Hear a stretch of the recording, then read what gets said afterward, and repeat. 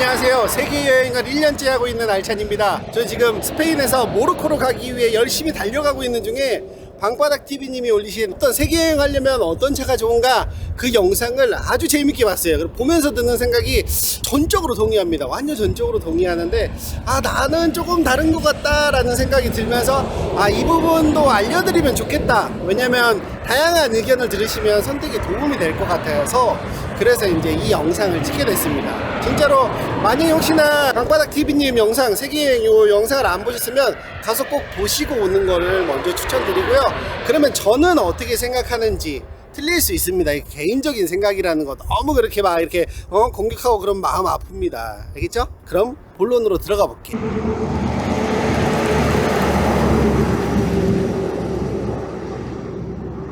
첫 번째로 사륜인가 요 의견들이 정말 많거든요. 결론부터 얘기하면 사륜은 그냥 필수는 아니고 필요하시다면 마음 편하게 하기 위해서 선택하시는 건 옳을 것 같다. 사륜이 필요한 부분이 중앙아시아, 즉 몽골, 중앙아시아 이쪽에서 이제 험로를 갈 때 필요하신데 저 같은 경우는 이제 중앙아시아 라인을 안 갔고요.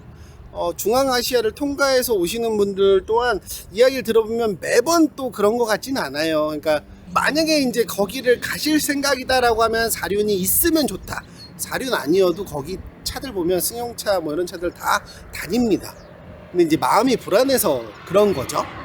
그런 차원에서라면 있으면 추천드려요. 그리고 방바닥TV님이 말씀하신 벤츠 스프린터가 정말 좋을 것 같아요. 내부 공간이든 이런 것들을 봤을 때 정말 좋을 것 같습니다. 자, 사륜은 만약에 필요하시다면 선택하고, 만약에 이제 전륜과 후륜 이렇게 있을 뭐가 낫냐라고 하면 저는 후륜이 낫다고 말씀드릴 수 있을 것 같아요. 왜냐하면 캠핑카는 그냥 차와 다르게 그 차가 만들어진 것보다 최대 중량을 거의 실죠. 짐들을 많이 실어요. 근데 저희가 보는 짐을 많이 실는 차들, 버스, 트럭 이런 것들 무게를 많이 실는 차들은 대부분 다 후륜을 사용하지 않습니까? 후륜을 쓰는 이유는 무게가 많아졌을 때 주행 성능이 좋습니다. 그렇기 때문에 트럭이나 버스들이 다 후륜을 선택하는 겁니다. 단 빗길과 눈길에 취약한 단점이 있죠.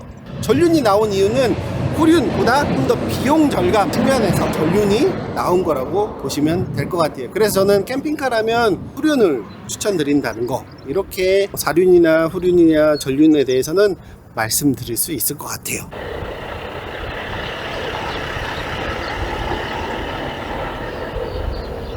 제일 중요한 부분인데요, 공간입니다.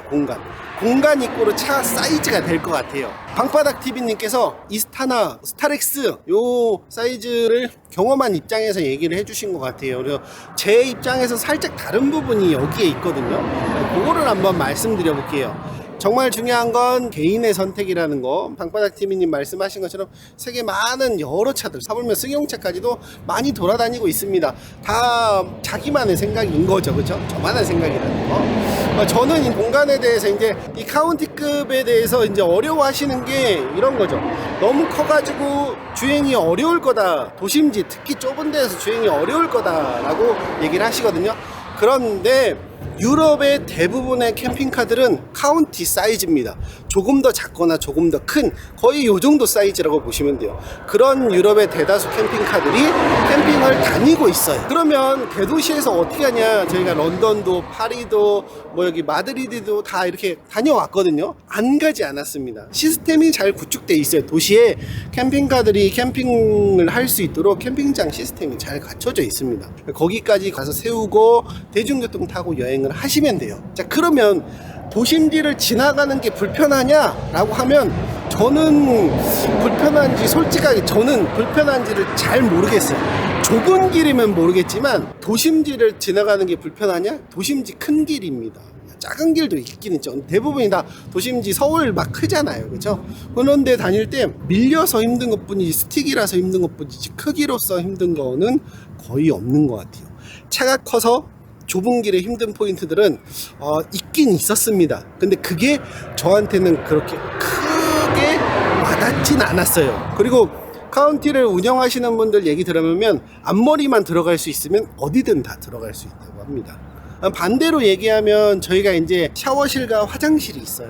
근데 이게 없을 때의 불편함과 이게 그 공간, 이 외형적인 큰 것 때문에 작은 걸 했을 때 오는 불편함, 이 두 가지 중에 선택하라 그러면 저는 단연컨대 외형적으로 주행이 불편한 걸 선택할 것 같아요. 왜 그러냐면 안에 내부에 대해서 불편함은 365일 다 옵니다. 1년 내내. 그런데 주행에 불편하면 도시를 갔을 때 1년 중에 예를 들면 한 100일 정도 도시에 있었을 때 그런 불편함이 잠시 주행할 때, 운전할 때, 도시에 들어갈 때 1시간 그때 오는 거예요. 근데 그거를 어려워서 만약에 그걸 선택을 안 하면 내부 안에 사용하는 사람들이 힘들 수 있다는 거죠. 만약에 짜다라고 하면 고민해 볼 수도 있을 것 같아요. 그런데 둘이나 셋이나 그렇다면 큰 차를 선택하는 게 그렇게 큰 불편이 아니라는 점을 말씀드리고 싶습니다. 왜 그러냐면 저도 막상 카운티를 하기 전에는 와, 저 큰 거 어떻게 몰지? 이거 어떻게 하지? 하지만 얘가 폭이 2.1m입니다. 일반 승용차 사이즈와 같아요. 주차장에서 세운다고 해도 옆으로 많이 튀어나오지도 않습니다.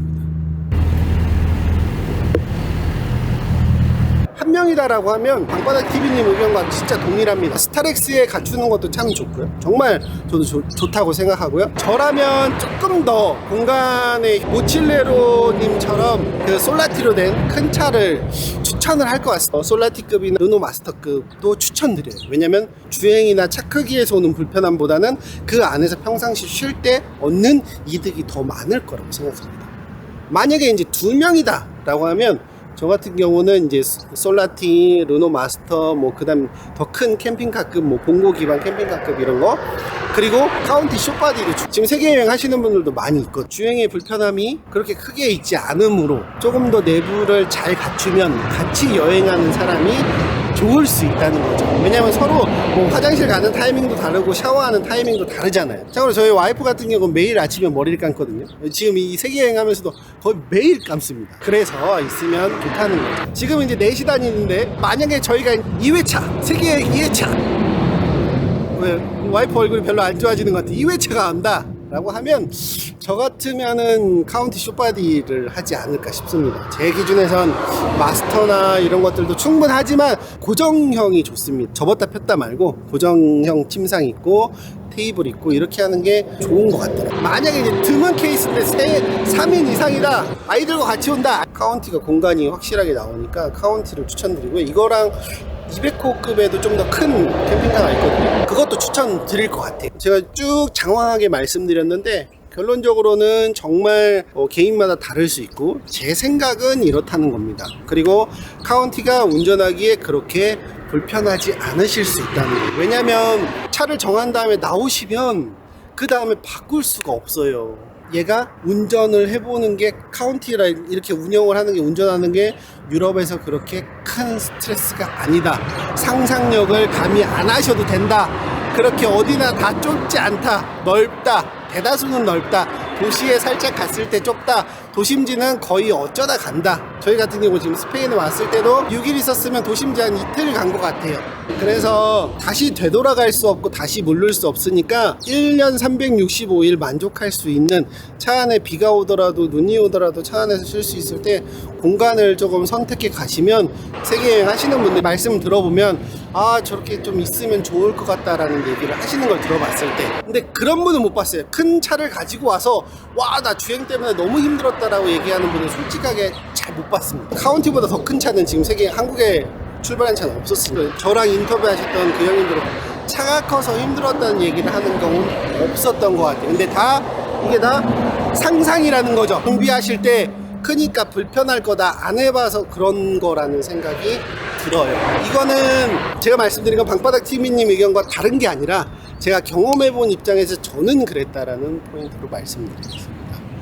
아, 어떻게 너무 장황하게 얘기했는데 어떻게 도움이 됐으면 너무 좋을 것 같아요.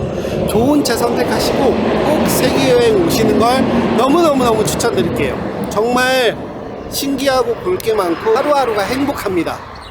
그럼 저는 이제 그만 아재아짐 형님들을 만나서 배가 볼록하도록 채워보도록 하겠습니다. 그럼 다음에도 또 좋은 영상으로 올 거고요. 댓글에 궁금한 거 문의해 주시면 저도 이렇게 가는 길에도 언제든지 만들어서 영상으로 답을 하도록 하겠습니다. 그럼 전 이만 안녕.